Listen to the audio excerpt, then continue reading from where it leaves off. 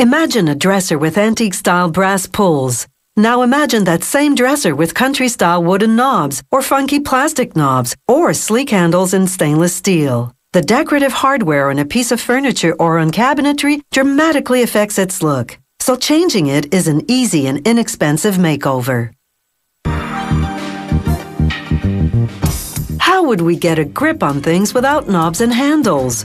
But they're more than something that can open doors for you. The many styles add to the appeal of our furniture. To make a handle, an electrical hoist drops big chunks of zinc into a melting furnace. At 427 degrees Celsius, metal quickly turns into liquid. It's so hot you'd lose a finger if you touched it. Automated arms move an iron pot full of the liquid to a railroad car which takes it to the next stage. Here they pour the liquid metal into another furnace that's just as hot. This is called a machine furnace. A hydraulically driven cylinder pushes the liquid metal through a system of nozzles and pipes that run through the furnace. It carries the liquid metal to a die. The die shapes the handles cookie cutter style.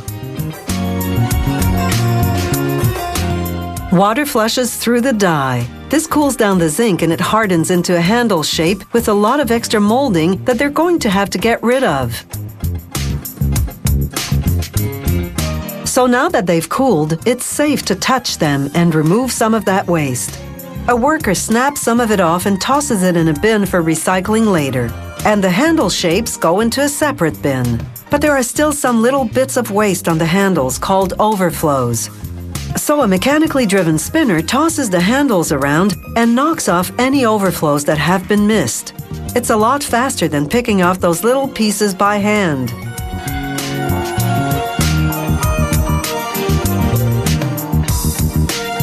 A worker dumps the handle shapes into a bin. They're starting to look like something you could really hang on to.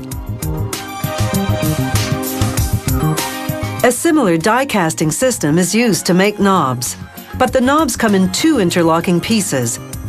They place them on a turntable and fit them together. Then a 4-ton hydraulic press presses down on the knob, and that pressure seals them.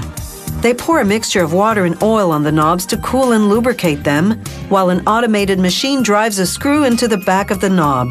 This makes a thread pattern inside of it, so it can be easily screwed onto furniture later. Now they plunge the handles into a chemical bath. The chemicals help to conduct electricity. This process is called electroplating. The handles are negatively charged. The brass particles in the water are positively charged. They attract and connect, and this causes the brass plating to form. They dip the handles into the chemical wash twice and then rinse twice.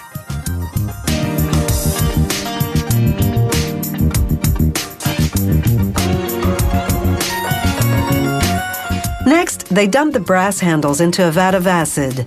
This oxidizes it, blackening the finish to make it look antiqued. This brass pull has aged 100 years in just a few minutes. Next, they funnel the handles into a big round polisher. It's called a bowl vibrator. The handles are mixed in with steel ball bearings. The machine vibrates and the friction from the ball bearings polishes the handles. Now those antiqued brass handles have a shinier finish. Sometimes they use ceramic pellets in the polisher instead of ball bearings. They spray soap and water into the bowl to lubricate the handles and allow them to move freely.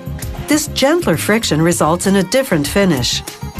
The polish on the handles will be brighter. Now they put a handle into a clamp. With air pressure, it puts the squeeze on the handle so that it hooks into a back plate. When the pressure is released, the fit is snug. A front and back plate gives a handle a more elaborate look. They buff up a knob with a cloth polishing wheel that's mechanically driven. This process gives knobs and handles a certain gleam. It's the finishing touch. So now you have a handle on how furniture hardware is made.